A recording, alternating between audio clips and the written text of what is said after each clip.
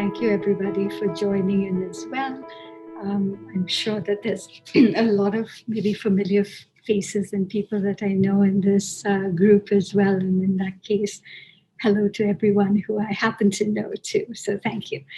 So I'm going to, in just a second, go ahead and just share my screen and have the PowerPoint up as I am kind of talking so that at least I'll be able to kind of get through it in tandem with the conversation. So just give me a second while I just load that up as well. And Supriya, if you can't see it, just a thumbs up. Yep, perfect. Thank you. All right, so I'm going to actually start the session by kind of reading a small section of an introduction of a speech that was delivered by Dr. Elliot Eisner, who was a distinguished professor at Stanford University. And he gave this talk first in 1976, subsequently in 1979, and then later on in 2002.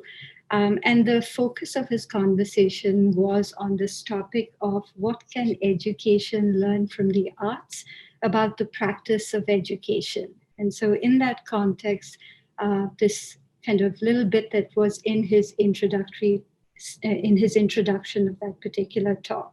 So he talks about, he says, our field, the field of education, has predicated its practices on a platform of scientifically grounded knowledge, at least as an aspiration. The arts and artistry as sources of improved educational practice are considered at best a fallback position, something you retreat to when there is no science to provide guidance. It is widely believed that no field seeking professional respectability can depend on such an undependable source. Despite prevailing doubts, I intend to examine what a conception of practices rooted in the arts might contribute to the improvement of both the means and ends of education. To do this, I will be describing the forms of thinking the arts evoke and their relevance for reforming our conception of what education might try to accomplish.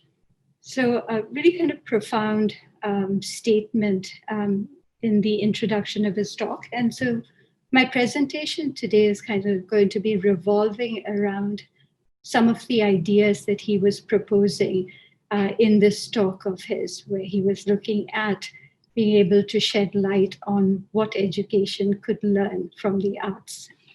So as Supriya mentioned, I am the founder and executive director of ArtSparks Foundation, and we are a Bangalore-based NGO. And just to kind of get, my name, of course, is Nisha Nair, and for those of you who know me. But just to kind of put some of the work that we do in context and how we came about to be, we started with a kind of understanding of some of the issues surrounding education in India, as well as conversations around education reform and identifying some of the problems around that as well. And so some of these points that I've jotted down over here in this particular slide, I think for every one of us who works in the education space in India, a lot of these resonate, but a real clear understanding that there is a heavy reliance on textbooks, the prescribed syllabus and tests. We've all experienced it in our own capacities as we've gone through schooling, but as we work with children in a lot of the communities that we work within, we've of course noticed a strong hold on the system of education and the textbook culture that's kind of perpetuated. And with that, we also recognized and we understood that there's restrictive content.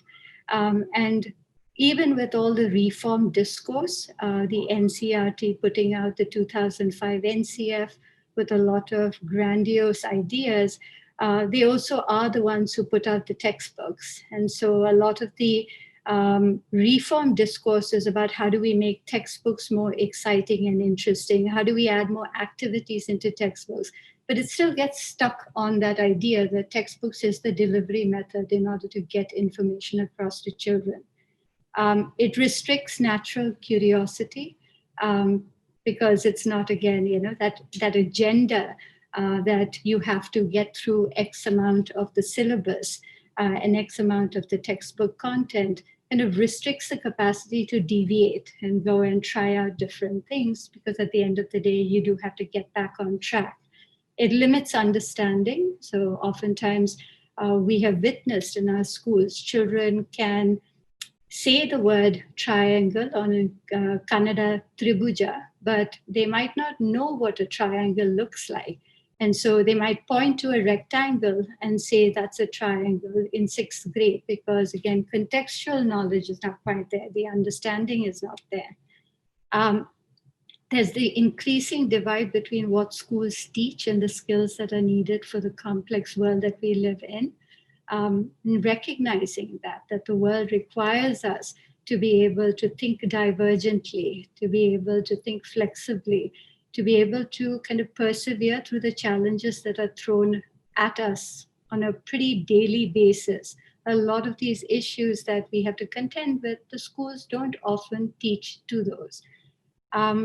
We also, that point is meant to be lofty policies, not loft policies, but lofty policies written by, people who are often not educationists. When you look at the commission that comes together to write a lot of the policies, they might be subject area experts, scientists, so on and so forth, but they don't have a stronghold on pedagogy. And so that educational qualifications means that oftentimes when you read through the nuances of the policy documents, there's no conceptual clarity and operational clarity. So the ideas then don't really connect to the things that are being done at the grassroots level on the ground. And so there's a little bit of that disconnect that happens. And misplaced priorities, this fixation on education for economic development, means that thinking about the capabilities that individuals have and what are those capabilities that need to be nurtured and fostered. Less about getting people prepared for the job market, but what can we do to kind of uplift people intrinsically. A wonderful social scientist by the name of Martha Nussbaum, who kind of worked very closely with Amartya Sen, talks about how, issues like, for example, gender, when you're addressing an issue like gender, these are the reasons why sometimes they are band-aid solutions. They're not really changing the power dynamics, because that can be tricky, when you're trying to question people in power. And so instead you talk about, again, how do you provide jobs for women, etc., and then how does that create upliftment? So a lot of the times, again, the priorities are misplaced as well. So I share this again, of course, a lot of wonderful researchers from Krishna Kumar to Sarangapani, etc., who also talk about these issues within India. But I just wanted to kind of put that in context as well, that the work that we initiated in India was really based on kind of watching a lot of these things, kind of understanding it, experiencing it, going in and seeing it firsthand as well, and kind of recognizing that this is an issue and that we need to be able to understand these issues in order to be able to come and do anything in this particular space. So based on that, the organization was started with the mission of supporting the development of 21st century learning and life skills.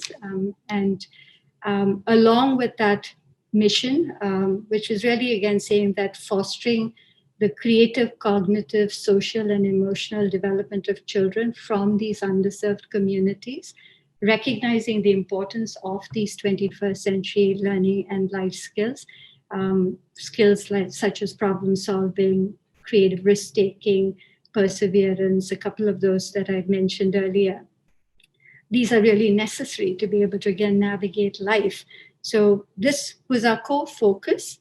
But we also recognized, and we said, and these are just some of those skills that I've mentioned that we look at, we also recognized, alongside our mission to develop 21st century learning and life skills, our mission was also rooted in a commitment to elevating the arts.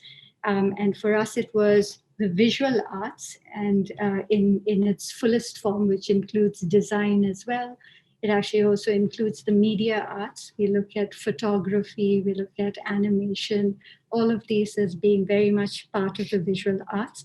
So our mission was also rooted in this commitment to elevating the arts and deepening understandings of the educational value of the arts as a discipline, recognizing that it's a discipline that has been historically marginalized within the Indian education context. And so recognizing that, saying how can we come and advocate for its educational value.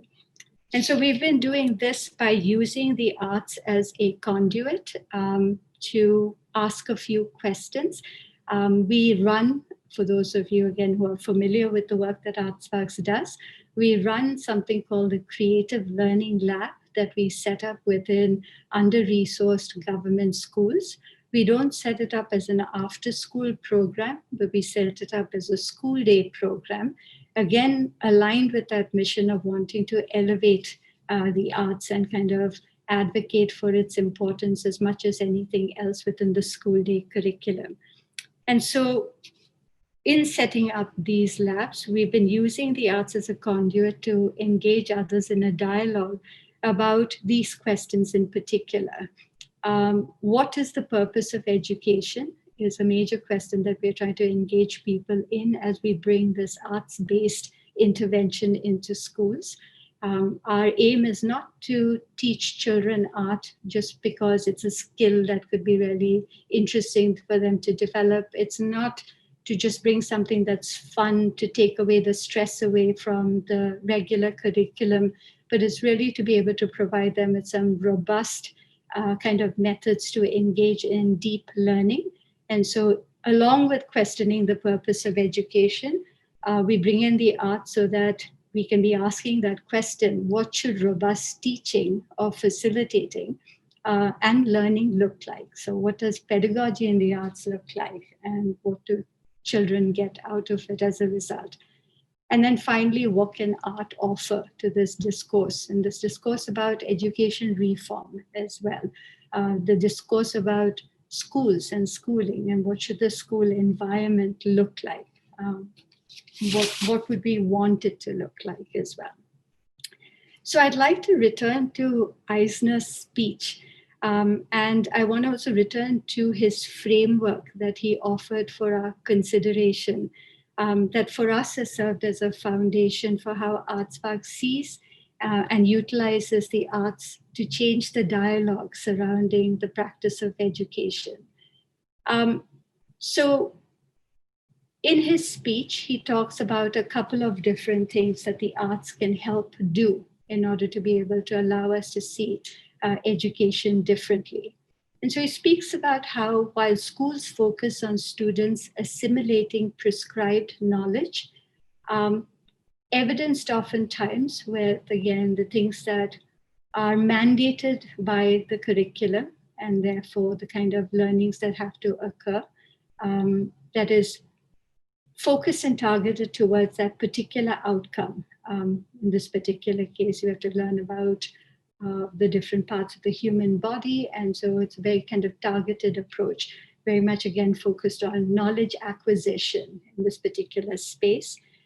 He talks about how the arts advocate for a culture of schooling where more importance is placed on the process of ongoing exploration. So rather than, again, we have to learn about the lung capacity, to be really asking the questions about children are human and they have, bodies themselves, and what might be ways that they could be going about exploring, just as the arts offer those kinds of spaces to allow accidental learning to occur through the explorations. His point here again is how that process of ongoing exploration could be deeply meaningful. And so for ArtSparks, that means creating spaces where there is no right or wrong answer, where the learning does not just kind of stop when you reach the target that you have been aiming for, but you can look at what you've arrived at and you can continue the process. You can go back and refine. You can think about what could I do now to vary it a little bit more. If I came to this project and again down the line, how might I approach it differently with the various different explorations that I have conducted and the learnings that I have as a result walked away with. It's a continuous process and an endless process of exploration that doesn't stop. And the discovery that happens is what leads to kind of the deeper understandings. Less about, again, I have to learn a set of kind of key knowledge in order to be able to pass a test, but it's more about I'm going to engage in the process and maybe I will learn about how things balance.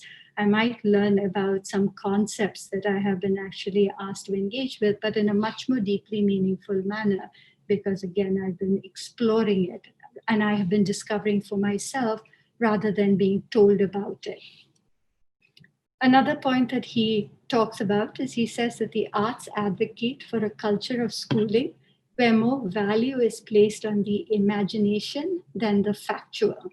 And so kind of recognizing that aspect as well. So the factual in our schools oftentimes are, and these happen in many myriad ways. And we oftentimes think that we are bringing a lot of new dimensions to teaching and learning. So, children might create paper mache planets as opposed to, a 2D planet, etc., planetary landscape. But recognizing that's still very much focused on this idea of factual knowledge, that here are these planets and we're studying it and this is where they're positioned in the solar system, this is the distance from the sun, etc. But what happens when we shift that and we say, how can you think about it in a more imaginative way? We've created a curriculum where we ask children to think about imaginary landscapes of a planet that they have designed for themselves, and kind of think about that and use the knowledge that they've gathered from elsewhere in order to be able to, and to go out and seek out knowledge as well, read about it on your own, not necessarily a chapter in the textbook, but go and find information from elsewhere as well to be able to concoct your own kind of imaginary space and then be able to kind of use a lot of, and learn more deeply again, because the imagination drives the learning. So in ArtSparks, it really is about doing that and offering opportunities for learning as well. Over here, the children were thinking about a futuristic, child-friendly community. And that meant that they had to think about what might innovations be 20 years from now? What are some of the problems that exist in my community today? How might I think about fixing those problems, but now thinking also the fact that I don't even know what's going to happen 5 years from now. Many of us didn't know about Zoom in February of this year, but we recognize that innovations are happening almost daily. And how do then children kind of engage in that imaginative thinking about what might the future look like as they think about very real problems that exist for them. And imagination becomes a driving force for innovation that then has the power to create educational opportunities that are deeply meaningful and that children can walk away with as changed individuals who have the ability to think of themselves as innovators. Another point, actually, before I move to the next point, here's just another example of that. So oftentimes school curriculums talk about change makers, will introduce a change maker, we'll talk about Gandhi, we'll talk about a lot of different leaders who've led change. But what happens again when you let imagination drive that, and when you have children think about themselves as change makers, have them go out and research problems that exist in their communities, think about what is important to them in terms of the change that they would like to bring into their communities.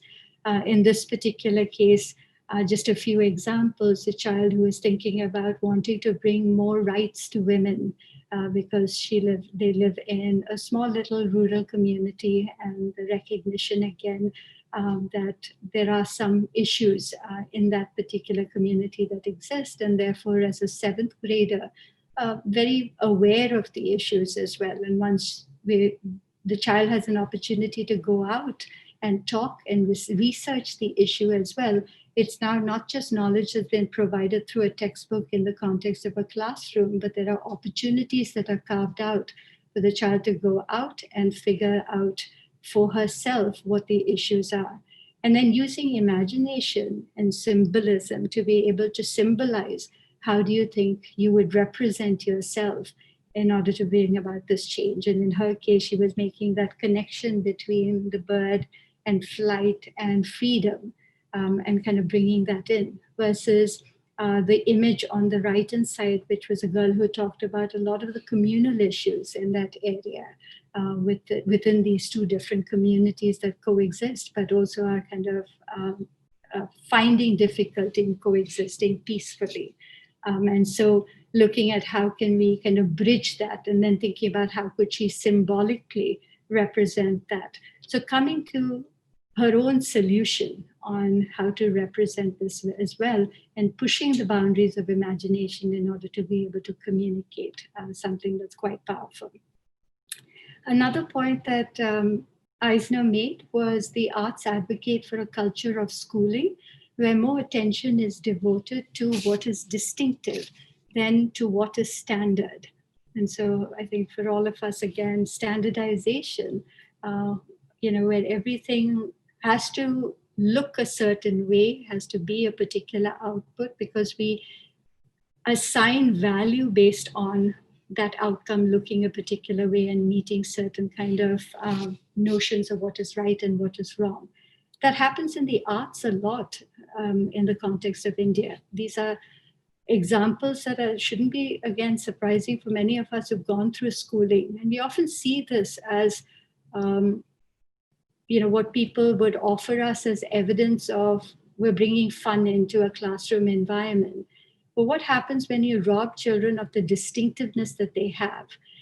They are born uniquely different than anybody else. And so when you start creating spaces where there's always conformity, and it's always about everybody doing something that's exactly the same as everybody else, what does that mean, again, in terms of the child's development? And so if we could look at education differently, and this happens, of course, in other subject areas as well, not just in the arts, but if you could look at it differently, in ArtSparks, we really try to kind of make a point about this as well, how the distinctiveness of every child is evident, how each work is representative of the child, and the child comes up with his or her own solutions to be able to kind of create something, again, that doesn't look like anyone else's.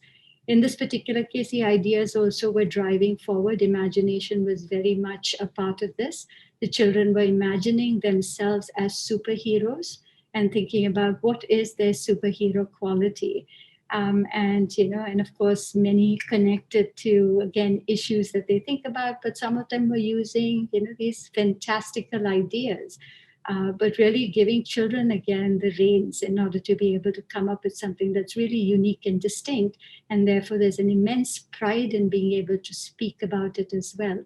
A lot of exploration as well, some of the other points from previously, just so that everyone knows. The children were given only 3 colors, blue, red, and yellow and white as a tint to create all the other colors that you see, including the skin color. And so even that, there were about 20 different varieties of skin color, how children come to it on their own. Not everyone's is going to look identical, but how incredibly powerful that can be as a learning experience, as a learning opportunity as well. Another point that Eisner made, and so I'm going to just reference that as well, the arts advocate for a culture of schooling where greater focus is given to becoming rather than being.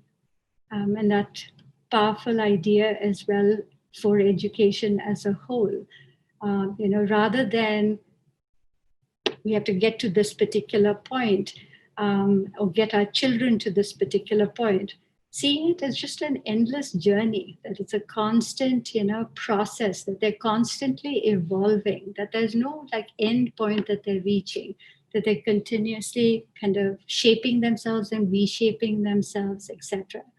And so at ArtSparks, the way that manifests for us in terms of how children are becoming constantly, They're becoming more tolerant of each other when they're working within communities like the one image on the left side, where there are tensions in the community between children who are from one background versus the other, one community versus the other in terms of religious affiliations, but really becoming more tolerant of each other, becoming more collaborative and caring, becoming more supportive of one another.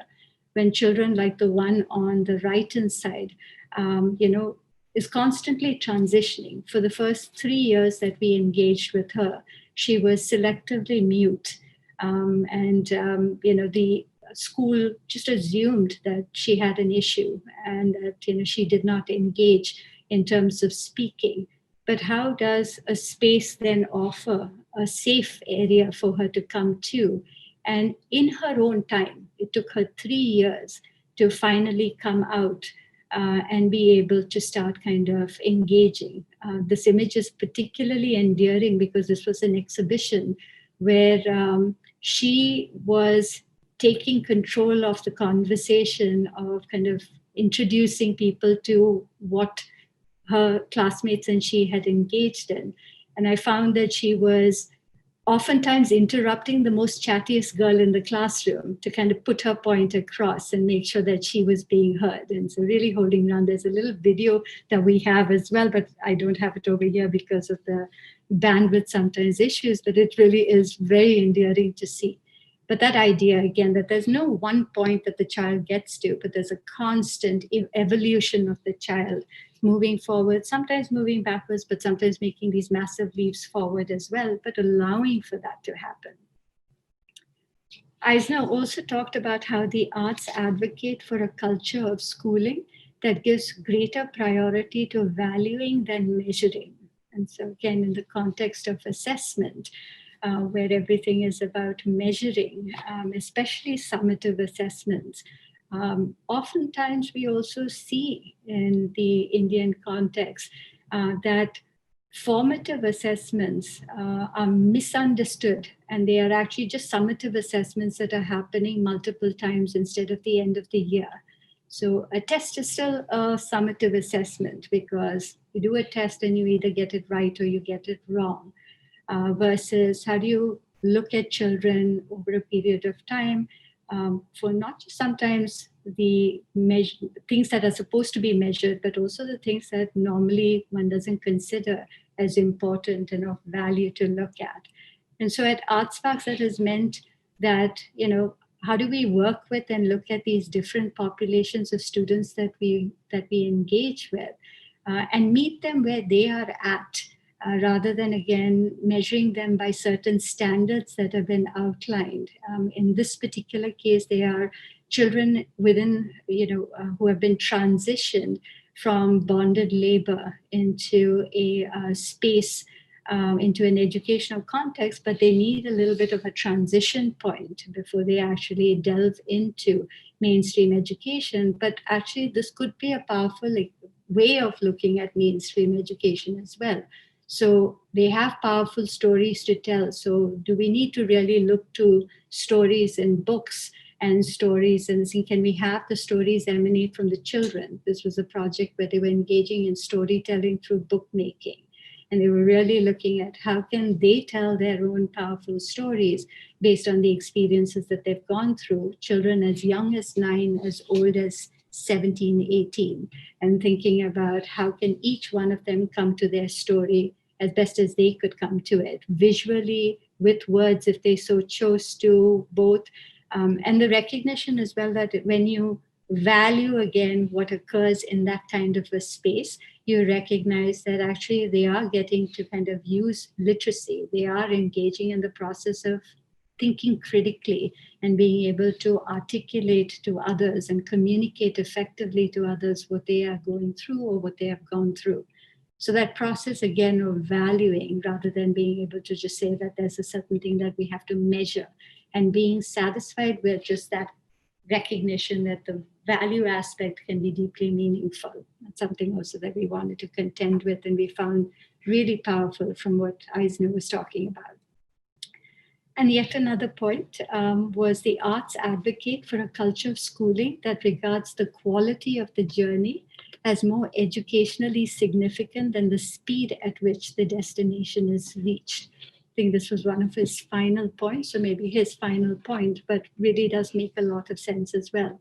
We're always in such a hurry. There's a timeline associated with when learning has to occur. And so either a class is 45 minutes long and the project or the aspect of the syllabus has to occur within that 45 minutes. There is, of course, the issue of the magnitude of stuff that has to be covered as well. And therefore, it's quantity oftentimes over quality. And therefore, that rush to get everything done means that the amount of time that can actually be spent on learning is significantly reduced. So for ArtSparks, that means that we really think about things in terms of the amount of time we can give, not only the actual lab sessions being 1.5 hours long, and therefore something significant in terms of making and evaluating and discussing, and all of those things can happen within that period of time, but also in terms of how we structure our activities. They're not just one-off experiences, but as the following slides will kind of show, it's really a process that allows children to go through multiple different sessions before they reach their output, before they actually create something that all comes together. So this is just one example. Again, some of you who might have attended or are attending our ArtSparks Collective program might have seen these slides, but this is just an example of a project that starts with close observation. In this particular case of animals, they're thinking about things like what kinds of shapes, how does a complex form like the animal body be made up of simple shapes that come together? And so there's shape recognition, there's really honing in on that attention to detail as well as they closely observe. Moving on to problem solving and creative risk taking, where they're beginning to start thinking about, if I were to create an imaginary hybrid animal, what might that look like? And so there's yet another session they come back to, and they start thinking about that as well. How can I come up with multiple solutions as well, not just one solution? So what might happen if I, come up with 3 different distinct solutions? How might I collaborate and think more flexibly on those terms and give constructive feedback to my peer member and receive constructive feedback as well? How might I investigate the different kinds of patterns that exist on an individual's, not individual, but an animal's body? And how might I combine it? How might I come up with my own imaginative patterns as well, not just the ones that I am seeing in the animal? How might I add those patterns? How might I create the puppets over a period of time? Take 3 to 4 sessions to make the puppet part by part, and recognize that you need perseverance to come back to the project again and again and again and work on it systematically over a long period of time. How do I create something that's completely distinct from anybody else's as well? And what I've created looks like me. It doesn't look like anybody else's work. How do I communicate with group of students that I might not normally be paired with? That's not my best friend. And how might I learn to collaborate? How might I learn to take their opinions into account and really listen? Communication's not just speaking, but it's also listening and listening intently and taking other people's points of view as well. And how might I storyboard my ideas to create a story about these puppets that have come together? And think about things like storytelling, etc., and create something unique. So all of this does not happen in one 45-minute period. It needs time. And so it's not about the rushing through to meet certain educational outcomes, but thinking about quantity, but really think about the quality of the experience and how might I be able to enable children to have more time to work on things as well. So with that, these notions of, again, what the arts offer in providing us a different perspective about education and really beginning to understand some of the things that we can start reevaluating as we're thinking about education. for ArtSparks, in order to be able to shape a new vision of what education might become and what schools could be for, we have also recognized the need to involve others as well, and the recognition to kind of engage teachers, engage other educators, engage education administrators, parents, so on and so forth. So how it manifests for us is we do a lot of teacher professional development, but not targeted again towards teaching a particular subject area using art. That's not our intention, but our intention is really to engage them in the process of just endless testing out and just feeling the excitement of exploration and how that such a meaningful act in and of itself, even if it doesn't end up with the creation of anything. What happens if you problem solve and things fall apart and then you stay perseverant and you come back around and you put it back together? And so giving them an opportunity to recognize the power of those experiences as well, that mistakes are not something to be ashamed of and that you run away from, but they're powerful experiences that can actually make you understand something more deeply as well. And so how do we create learning spaces that are not punitive, but that are really about elevating the child and giving the child opportunities? Our teacher training, teacher professional development, we try to avoid the word training because of the connotations of training, but our teacher professional development might also focus on inquiry as a powerful strategy. What if you created learning spaces instead of coming in as the knower of all knowledge, who has to kind of really know everything in order to be able to facilitate? What if you were also a learner in the process and everybody was asking questions, including you? And a question would be answered by a question. What would that feel like? And what would that experience be for children as well, as we try to develop their critical thinking capabilities? So engaging with teachers has been one, engaging with administrators as well, school HMs, BO officials, through any means that we can, including these professional development opportunities. Of course, for those who are in ArtSparks Collective this year, engaging with the NGO sector as well, and saying that there are many individuals out there seeking to kind of work with populations that they care deeply about, usher change, create meaningful opportunities for learning. What might we be also able to do in order to be able to help support that endeavor and to be able to build deeper levels of understanding as individuals are grappling with the idea of how do I reach my children most effectively? And so ArtSparks Collective, as a professional development program for nonprofit administrators, has been that opportunity to really engage others in being able to consider some of these things that the arts can bring to their spaces. This year's little glimpse of our ArtSparks Collective online. We're so excited again that COVID hasn't stopped anything, and so touch wood, and so that's always wonderful. For us, engaging people also means engaging community level individuals, so where the schools are situated. So we engage the community through the women facilitators that we hire at ArtSparks Foundation. These are local community-based women who are from the same communities that the children come from. They are women who have been marginalized as well, whether it was through the educational opportunities that they were denied, the economic opportunities they were denied, sometimes just their mere being a woman itself and what that means within the communities. And so recognizing, but women can be powerful change agents as well. And that grassroots women who feel empowered and who see and recognize that creativity can be a really empowering thing. It can make one feel invincible. If they develop those qualities within them, how can they be champions of that in their community? And how can they be the voice also for this kind of education as they interact with the children's parents, etc.?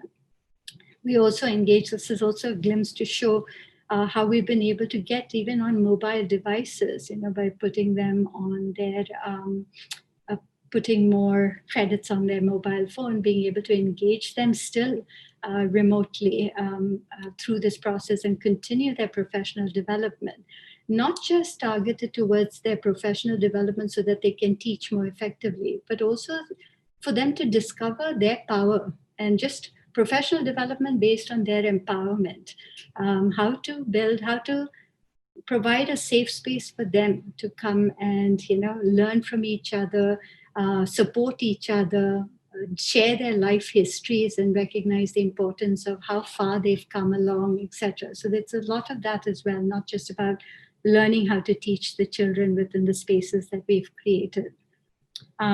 Also, parents, we have recognized the importance of engaging parents. And so even in our government school settings, even the parents who are engaged in so many different activities in order to put bread on their table, they're still very much interested in understanding what their children are learning and how do we give them a hands-on experience and understanding, again, not here's a beautiful project to create, but again, what are the kinds of learnings that you kind of develop?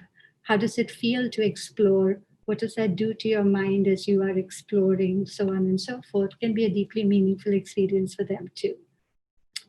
So before I end, I just wanted to kind of go back to, again, Elliot Eisner and just read out kind of a parting piece from his talk. That'll be a parting quote that I wanted to share. And so he says, "What then have I learned from the arts that has influenced the way I think about education? I have learned that knowledge cannot be reduced to what can be said. I have learned that the process of working on a problem yields its own intrinsically valuable rewards, and that these rewards are as important as the outcomes. I have learned that the goals are not stable targets at which you aim, but directions towards which you travel. I have learned that no part of a composition, whether in a painting or in a school, is independent of the whole in which it participates. I have learned that scientific modes of knowledge are not the only ones that inform and develop human cognition. I have learned these lessons and more, a foundation on which to build better schools for both children and teachers." Let's see if we can take a few questions. I think one set of questions, Nisha, I think they are coming in, but maybe one set of questions that a few people have asked. I think Mukta from Believe, Rajendranath Paul from Towards Future.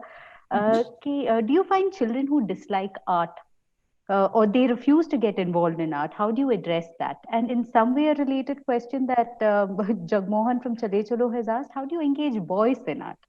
So if you could kind of start with that, maybe I'll share the other question. Absolutely. And it's a question that we do get posed quite a bit. Even interestingly enough, at Columbia recently, someone was asking it in the context of some research work, and they were posing that question in a domain where normally this discourse about the arts is really steep, but curiosity. And so it's a good question to ask.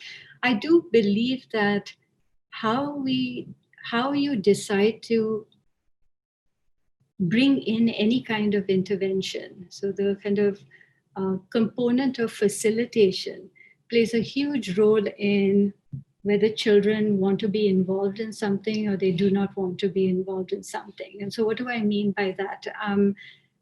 If you bring something in, again, with a very kind of clear agenda, that this is what we're going to be creating, and oftentimes that agenda is kind of created in isolation or certain assumptions. We all come into things that we do with a lot of assumptions that we carry. And so we'll assume that, the Van Gogh painting is the best thing to do with the children because Van Gogh was a famous artist.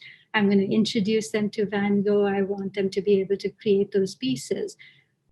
What oftentimes happens is that might not intrigue the child, because I don't expect a child in the underserved communities in Bangalore where we intervene to be knowing about a Dutch artist or care to know about a Dutch artist. So how do we then really look at things like what is interesting to the child? Children like things. How do we recognize what's age appropriate? What is appropriate for a first grader versus what is appropriate for a fifth grader?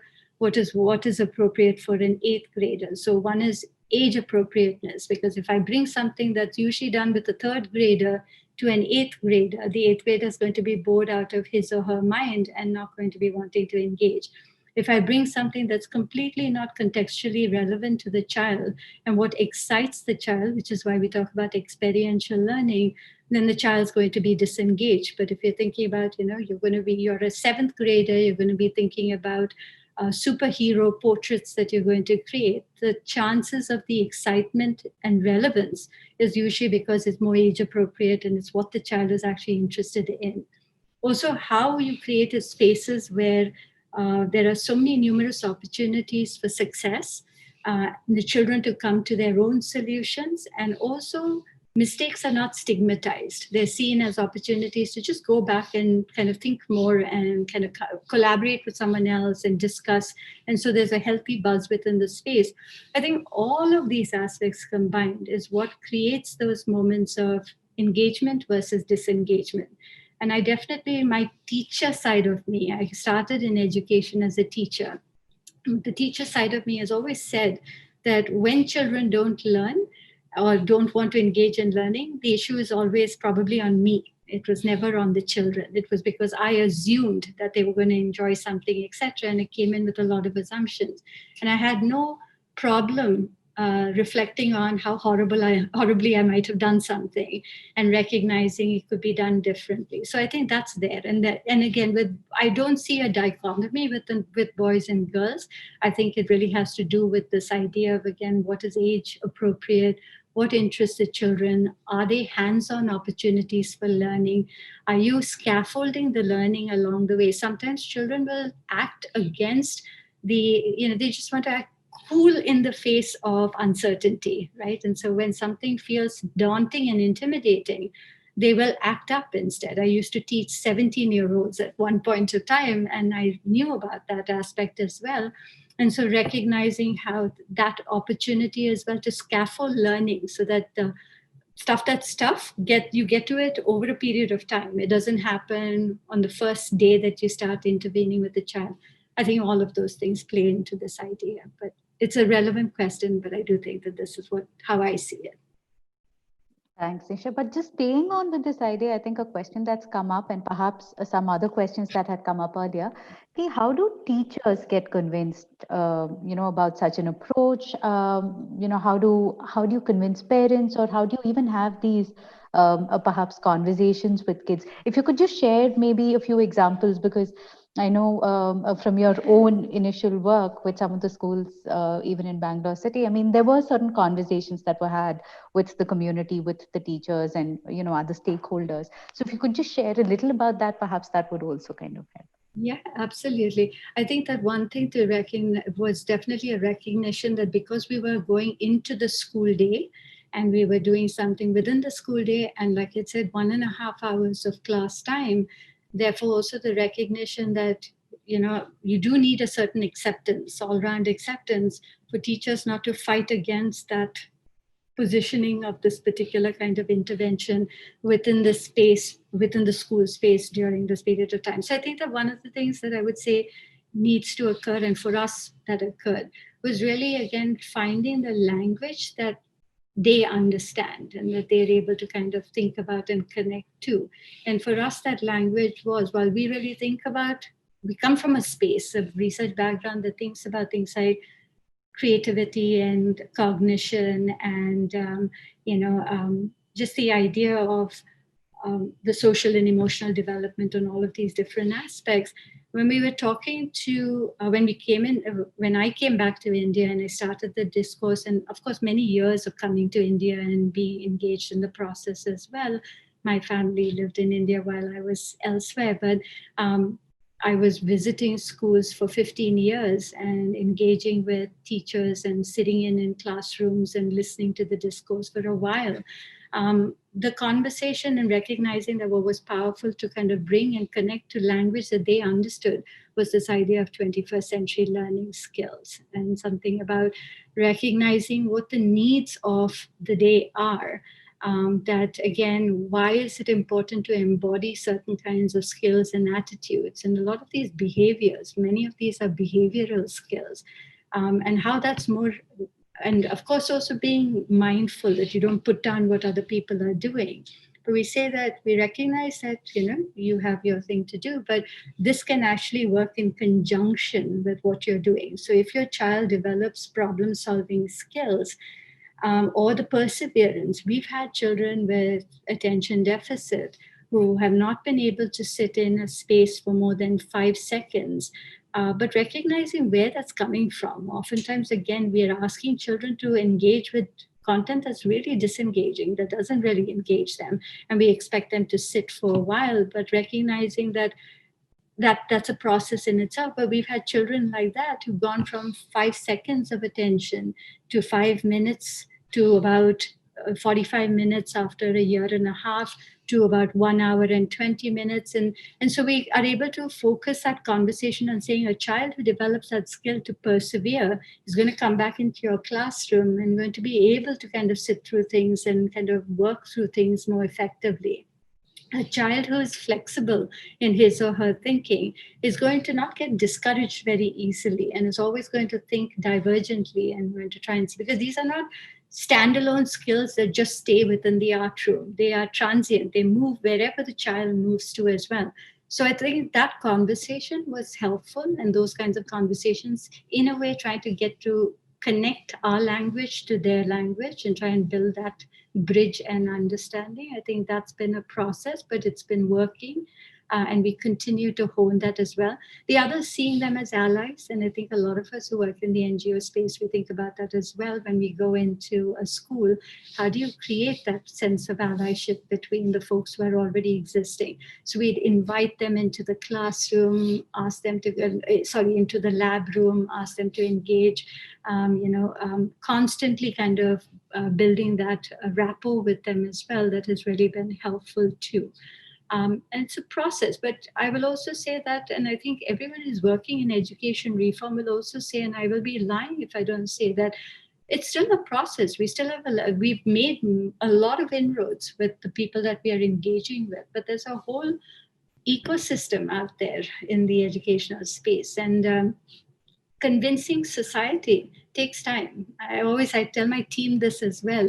Education is a tough business, and we're in it not because it's an easy and simple solution, but it's a process. But we are also very tenacious. We don't give up, and so we keep saying, we'll push our agenda. We'll push our agenda. Whoever is willing to listen, we'll talk to them. We'll share. We take a lot of clips of changes that we see in children, and we share that constantly as well with the stakeholders.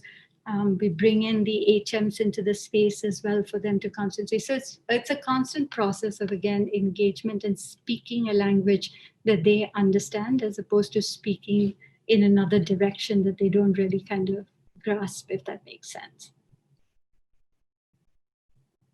Thanks, Nisha. So I think one thing that's been constantly coming up from what you had shared earlier and you're sharing just now, कि ये जो सीखने की प्रक्रिया है वो भी निरंतर है, and ये जो engagement है with all the different stakeholders, अलग-अलग stakeholders के साथ, वो भी निरंतर ही होना चाहिए, जारी रखना चाहिए.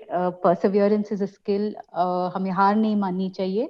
And I think because a few of the questions were about that, how do you engage with teachers? How do you convince people?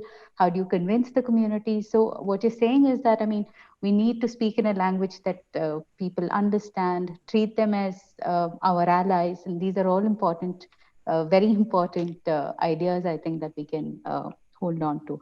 I think I'll share a couple of different questions, slightly different in nature, and maybe you can take them up in the order that you think you should. One, I think Sonali from Urmi Foundation. Urmi works in Bombay largely with children with disabilities, and she's asking about, are you doing anything for art therapy for children with disabilities? You did mention, something about a child with attention deficit disorder, but I think she's talking about across the spectrum, if there is something that you're working on. Another question, again, a little unrelated. Reeti from Vikramshila is specifically talking about the new education policy, and it talks about art integrated education. What's your take on it? How do you implement it in government schools? maybe we'll take this, and I've got Roshni's question that I'll park, and I think we have some time for Q&A. So if there are more questions, please keep it coming. If there's something that hasn't been addressed so far, please just retype it in the chat box and we can take it up. Yeah, thank you. So with the question about art therapy, I think one of the things I do mention to folks is that it is a different discipline than art education. And I think in India, sometimes we kind of assume that they are the same thing, but they're actually not. They are two completely different disciplines. They have two completely different approaches. Art therapy very much associated with also psychiatry, and has a component of that that's embedded into it. If someone were doing that in the kind of master's or higher education space. So that being said, what I do want to recognize is that we do have spaces in government schools because there is no, taking a child with special needs and placing him or her in a special ed class with a special education teacher and paraprofessionals who are able to support the child, just thrown into a regular class with a ton of other students. We've had a school and a creative learning lab where we had a child with MR who was coming into that space. And I think one of the things that we look at it again is that in this domain of art education and the learning space that we've created within the creative learning lab, a child like him was able to find a space where he was welcomed into, just as with everybody else, a safe space that he could come to, where individuals in that space were engaging with him just as they would be engaging with any other child as well, versus assuming that he's incapable. And because it's also a space where you come up with your own kind of solutions. There is no right or wrong. It's really about kind of working through a process that we found that over a period of time, again, his acceptance, we found a lot of interesting things that happened. If I looked at just that example, we found the acceptance of the other children of him. The ability from the first day, it was no one wanting to sit with him, the usual. But then we have certain ground rules about how our labs function. And one of the rules that the kids know is that artists respect other artists. And so the idea that if you have a problem, then you exit. But when you come into this space, you put all your biases, you put everything aside and you walk into this space. This is an accepting space where we elevate everybody. We found that in time, you'd have students, the other students, very accepting of him, wanting him to join their groups, constantly making space for him, and what that does for a child like him, which was really incredible to see and very poignant to see as well. We found control was something that he began to develop as well, because if the focus is a lot on the process, for him, it was fine motor skills, some gross motor skills as well, but also just, instead of getting frustrated with the material and throwing it, because again, we have another rule that you respect the materials. And so how do you kind of stay respectful? We found that in time, he was so mindful of how he used the kinds of materials in that space. We found empathy with the other children again, was really wonderful to see. This wonderful, I have a beautiful example that one of our facilitators had shared back to us, and she took a photo of this as well, but they were making puppets, and he was again, and because there's no, this is what it needs to look like, that idea as well, that, he can make something that he's proud of and he's happy of.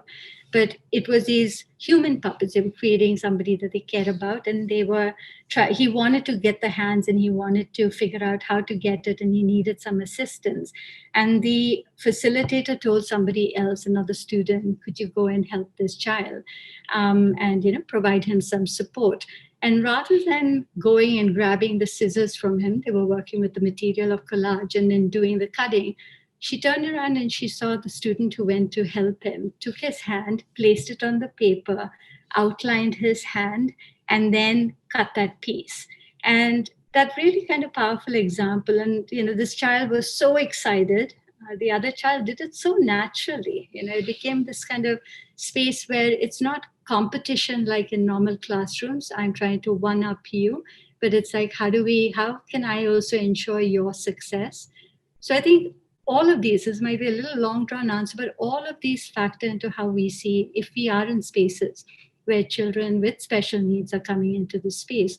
How do we create an inclusive environment where all children can succeed and all children can meet not just some, again, one standard that we have set and everyone has to kind of accomplish that standard, but everyone has their own levels that they can reach. And so that in itself can be a really empowering process for a child with disabilities, whether cognitive disabilities or whether physical disabilities as well.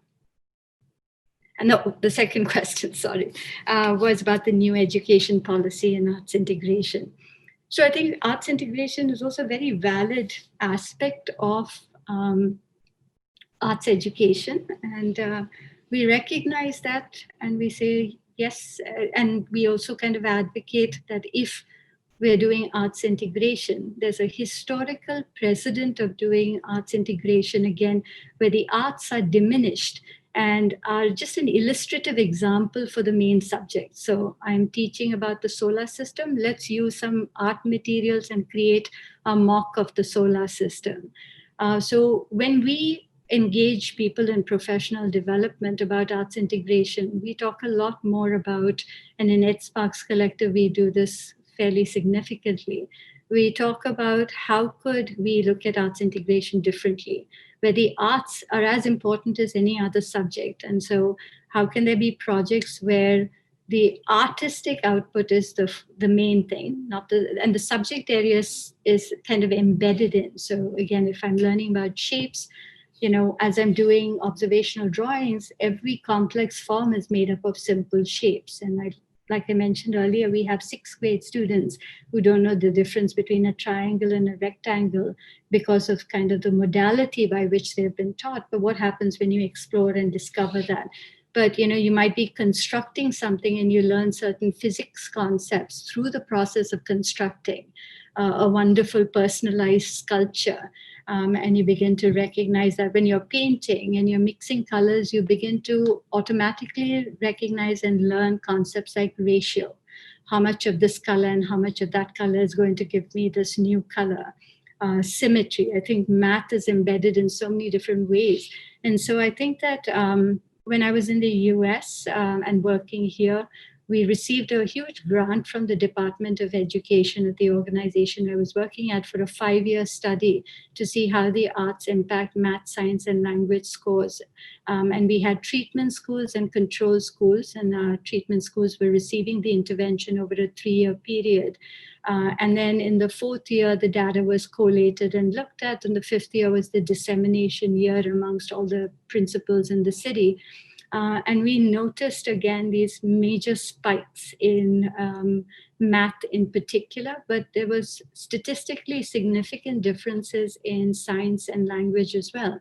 But again, when done in a really robust manner, where it's not, again, the arts in service of the illustrating example in a curriculum subject. So I think with NEP, I think that it really is about looking at, I think that the understanding, part of why I'm here doing some research is because we'd love to have a space at the policy level discussion table, being able to discuss, because we oftentimes see that when the arts are brought in, it's great that they talk about it, but again, that conceptual disconnect that I talked about earlier, conceptual and operational disconnect, because usually it goes back to tried and true methods or talks about the same things that have been talked about before.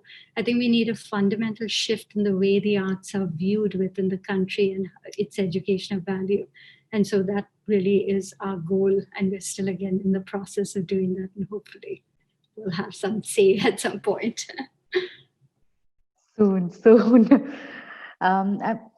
I have a feeling that you've covered this, but if Chesta from Jamse feels that maybe it isn't addressed, because we spoke about the effect on science, we spoke about the effect that the arts has on maths and language. So Chesta is saying that they're from a social. She's a social studies teacher, And how does this help in educating, social studies, especially since both arts and social studies in some way she feels are have been marginalized. So while you've touched upon the other subjects, perhaps maybe if you could also kind of elucidate it a little Yeah. bit. So I think that I see it as the same. The thing I do see it as, I do believe that there's complete value in arts for art's sake. So I also want to say that I think that we should be looking at, we never ask how can math help teach another subject, right? And so that's something that I definitely, and I think that ArtSparks' work also is very much focused in that direction, because we want to change the conversation around the positionality of the arts. And we want to say that just as the science teaches certain things and language teaches certain other things, so on and so forth. The arts have certain things that are of intrinsic value, that dedicated time for just the arts without anything else. And I am speaking about the visual arts and design primarily, but we also know that the performing arts, whether it is drama and music, and all of those have its own value too, and its own domain that has a lot of rich research around it. So I wanted to just preface the answer by saying that. And so again, if someone were to ask how, and teachers were to ask how would, but I still understand that and I value that, but I would also like to enrich my social studies curriculum, and I want to be able to look at how can I bring in the arts into this domain. I think it's the same thing that I mentioned even with the other subjects, which is again, rather than saying, I'll give an example of, a conversation once with somebody who was talking about, in history, a concept like, looking at one of the great, Ashoka or any of those those individuals and their the dynasties, etc., and how can the arts be used to kind of illustrate some of that content and create some wonderful picture representations, and and maybe that kind of contextualizes it. All of these different aspects, and we can think about that in any of these different subject areas. In the US, it was, I think they were studying Egyptians, and it was like, can you create some paintings of Egyptians, and and the Egyptian mummies, etc. And so when we talk about arts integration and we say that how do we move away from that kind of view of the arts, and the only service that the arts can offer is to be again able to illustrate a part of the curriculum, we said, how about we think about other things, big ideas involved in the concept that you're trying to teach, whether it's community and community engagement and interaction. And, rather than fixate on the small kind of connection, think largely. And then think about, if I had my children work on an art project and they were collaborating with each other and they had to negotiate certain kinds of things amidst each other. They had to create something that required two factions to come together and create something. How can that engagement kind of mimic some of the core ideas in a particular curriculum domain?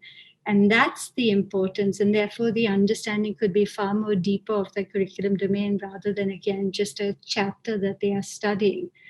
That's sometimes how I see it, if that makes sense. And again, we talk a lot about this in the second half of ArtSparks Collective as we try to engage the participants also in the making aspect and coming up with arts integrated curriculum.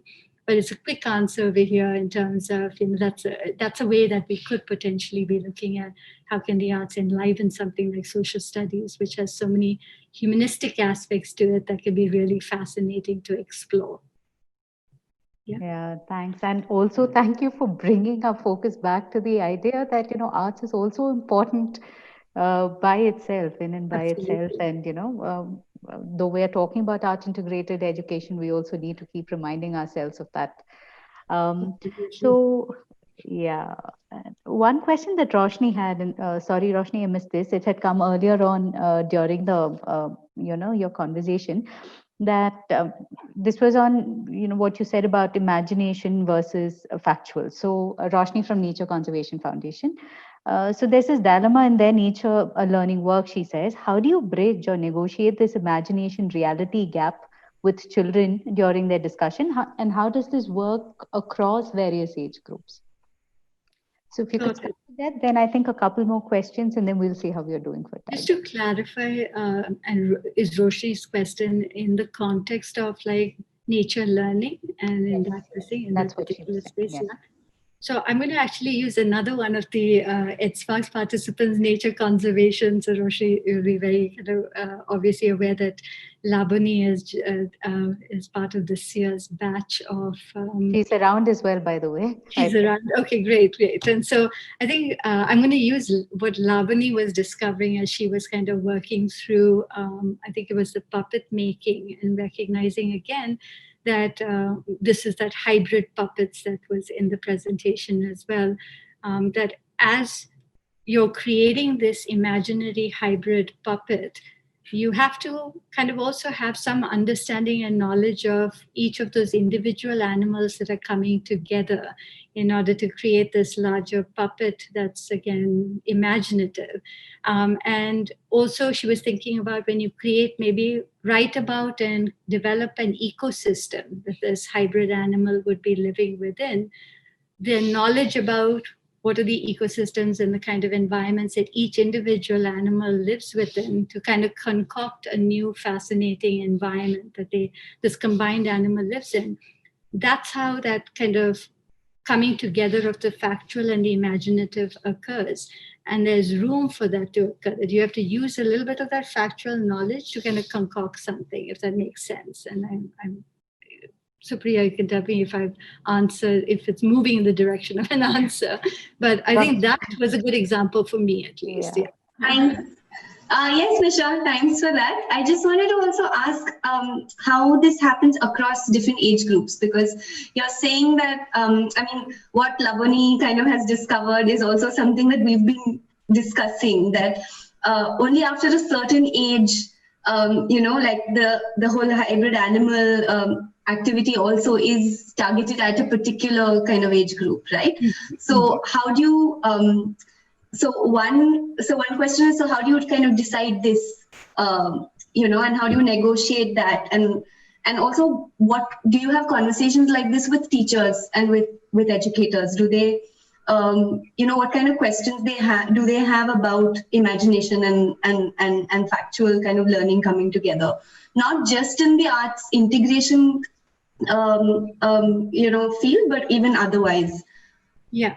So I think that one is that, to cover the ground of like age appropriate and depending on the different age groups, I think that like with the young ones, we find, and I'm sure even in your own engagements, Roshni, that younger children, of course, are just naturally imaginative, right? And so they have that natural capacity to kind of sometimes, because everything's not going to be hyper representational. They always have their own narratives, etc. And so how do you create those spaces where, again, that ability to say that the imaginative makes it more engaging. It makes it more, one, it keeps that component alive because we recognize how important it is.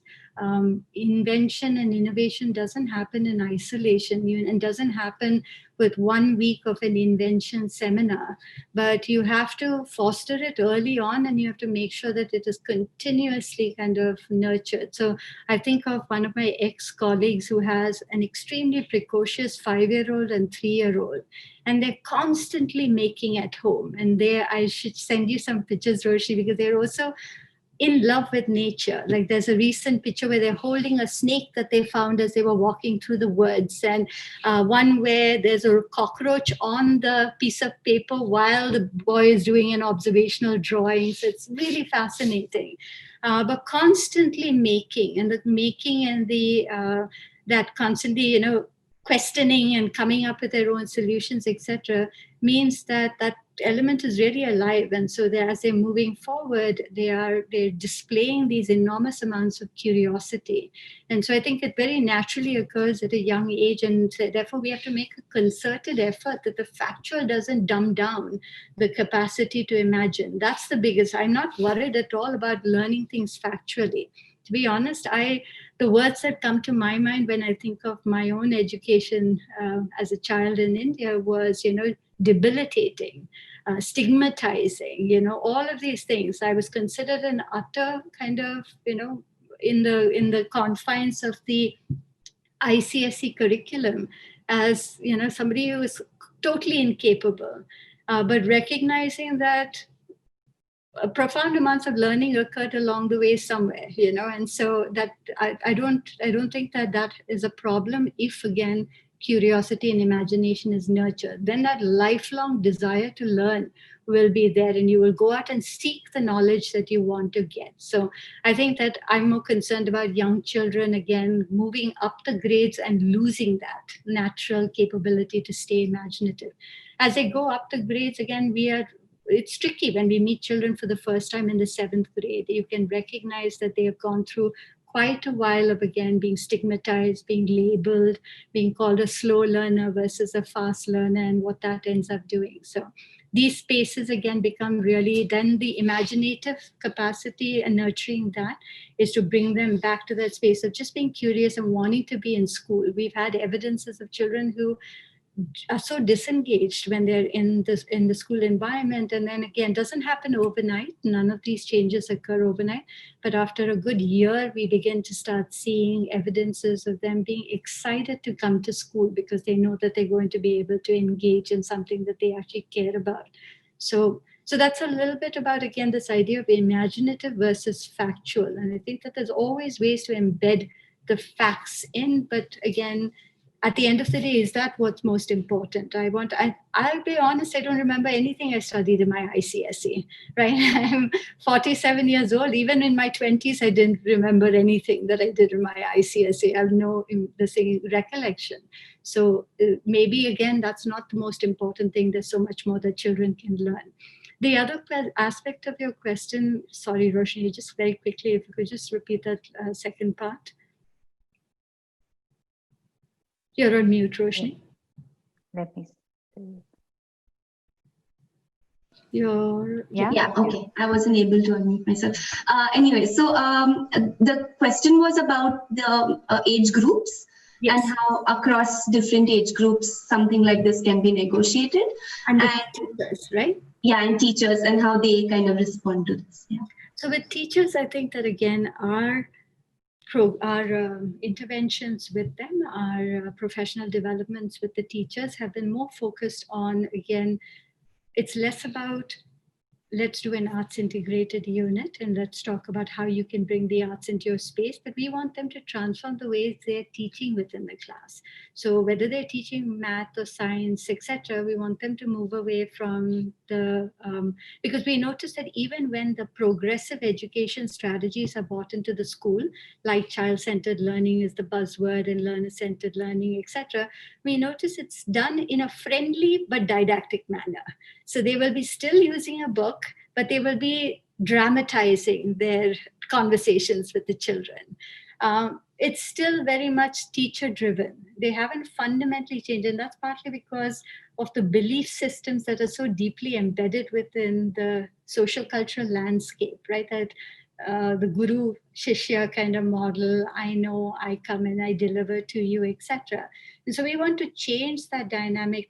So the way we engage them in these professional development workshops is not necessarily making connections to their curriculum, but to give them opportunities to feel what it feels like to just use questioning as a strategy in a workshop setting. And what does that do when you don't know something about the subject matter and no one's telling you immediately something about it, but you're asked to discover it and you're figuring it out by that healthy buzz in the classroom, everyone's talking to everybody else and you're gathering knowledge. So we have workshops around concepts as opposed to concepts of, again, these kinds of behavioral changes that we wish to see in the classroom.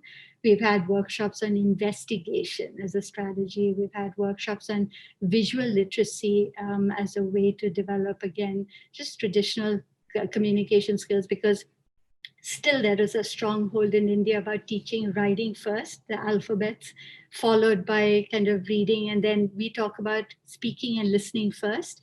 And then later on, much later on, we'll get into reading and writing at the very end, right? So flipping that narrative that still sometimes is, we still see a lot of writing the A and B and so on and so forth.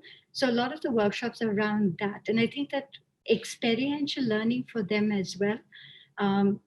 again, it doesn't happen overnight, but we begin to see more recognition when they do it. It's less effective if we were to tell them. It's more effective when they engage in it and then they deliberate on it and they talk about it. So that may be also another, all a process. Nisha, we've got 5 more minutes, so I'm guessing, I guess, we could perhaps take one more question or a couple of questions that are in some way related. Rajul from Samarth, an organization working in Ahmedabad, she's asking you to share a few more details about the rules in the art lab.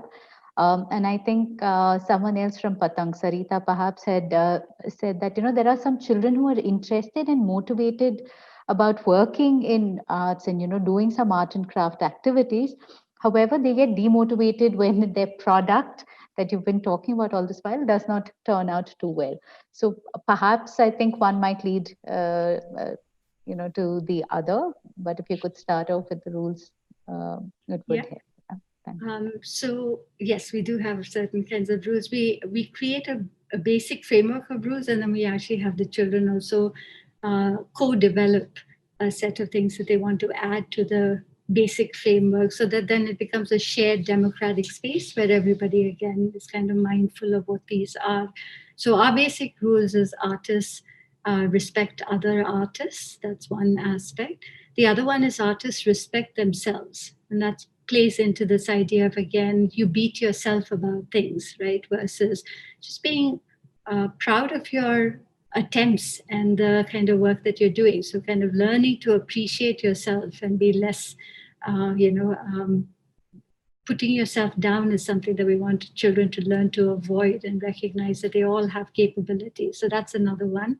We also have one where we talk about respecting materials. So artists respect the materials, and that means whatever is given. And that's one that's been really powerful. We begin to notice, again, conservation of materials, even scraps that have been, cut paper, etc. They've become rather good now at making certain that they walk around with a bag and they put them all in. And at the next session, when you actually go to give them a fresh piece of paper, they will say things like, no need, I'm going to take from the scraps. And so beginning to recognize that as well.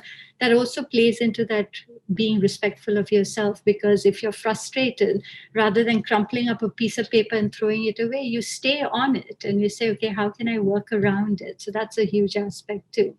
And then we have another one. So artists respect themselves, artists respect other artists respect the materials. And artists always try. So that's a big one. That's the fourth one, which is, again, that word in the vocabulary and dictionary is a very powerful word.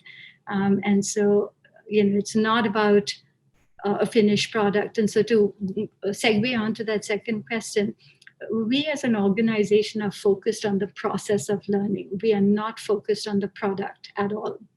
And so therefore we are that's very much part of our narrative as well, to build understanding that, again, in the arts, it's not about creating a beautiful flower pot this one day, and then the next day we're going to create a Ganesha, and the third day we're going to do something else. But it's a process, which is why all our interventions are longitudinal.